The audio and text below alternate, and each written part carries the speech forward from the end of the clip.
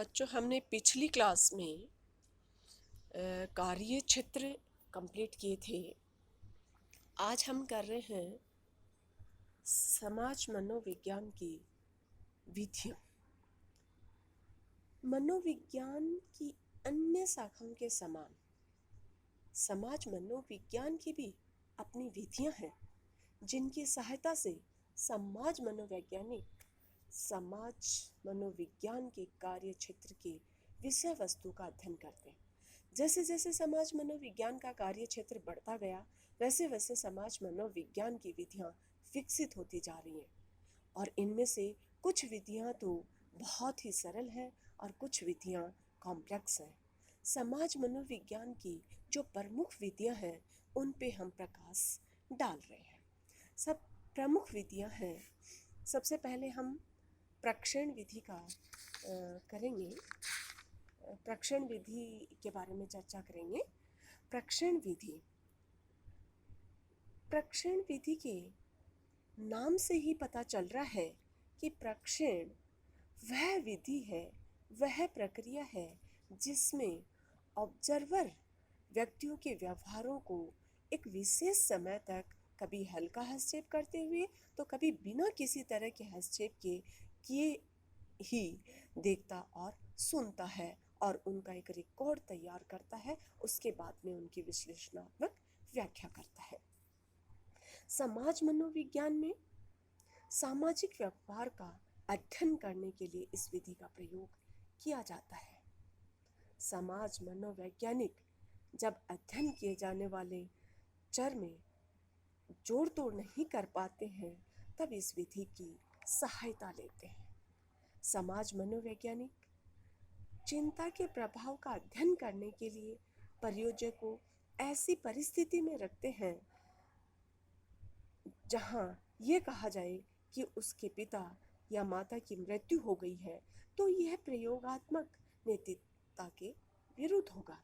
इस तरह के अनेक चर ऐसे हैं, अनेक वेरिएबल ऐसे हैं जिनमें मैनिपुलेशन करके उनके प्रभाव का अध्ययन नहीं किया जा सकता, और इसी कारण ऐसी परिस्थिति में समाज मनोवैज्ञानिक अक्सर इस विधि का सहारा लेते हैं। प्रक्षेण विधि के कई प्रकार हैं। फर्स्ट है क्रमबद्ध प्रक्षेण, अक्रमबद्ध प्रक्षेण, सहभागी प्रक्षेण, असहभागी प्रक्षेण। क्रमबद्ध प्रक्षेण क्या है? इस प्रकार का आधार निश्चित तथा स्पष्ट नियम होते हैं, या ऐसे प्रकार के जो नियम हैं वो स्पष्ट और निश्चित होते हैं ताकि इस तरह के प्रक्षेण की पुनरावृत्ति की जा सके। दूसरा है अक्रमबद्ध प्रक्षेण। इस प्रकार में प्रक्षेप व्यक्तियों के व्यवहारों का अध्ययन मात्र अपने दिन प्रतिदिन के अनुभव के आधार पर ही कर लेता है। वह किसी स्पष्ट नियम व तार्किक नियम को नहीं अपनाता। तीसरा है सहभागी प्रक्षेण, जिसके नाम से ही पता चलता है कि इसमें व्यक्तियों के समूह की क्रियाओं में स्वयं सहभागी होता है और उनके व्यवहारों का निरीक्षण करता है। सहभागी निरीक्षण को असंरचित या असंगठित भी होता है। सहभागी ऑब्जर्वेशन के कुछ लाभ है, कुछ गुण है। फर्स्ट है, इस तरह के निरीक्षण में प्रक्षेप ऑब्जर्वर व्यक्तियों के व्यवहारों का ऑब्जर्वेशन स्वाभाविक संदर्भ में करता है, जिसके कारण वह व्यक्तियों के प्रत्येक व्यवहारिक पहलू जिसमें किसी व्यवहार का विशेष अर्थ समझा जा सके का सही सही रिकॉर्ड कर उनका विश्लेषण करने में समर्थ होता है।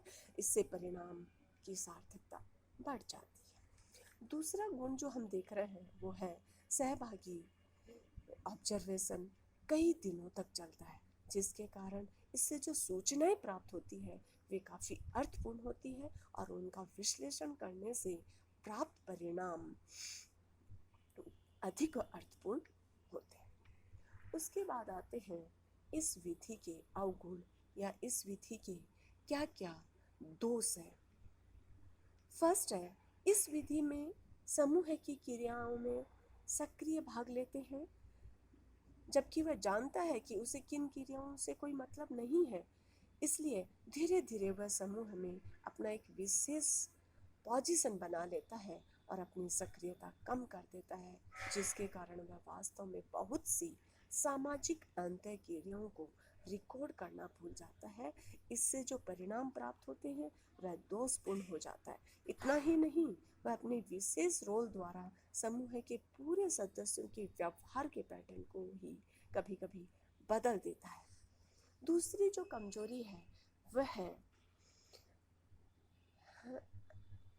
ऑब्जर्वर धीरे धीरे अपनी कमजोरियों को दिखाना शुरू कर देता है।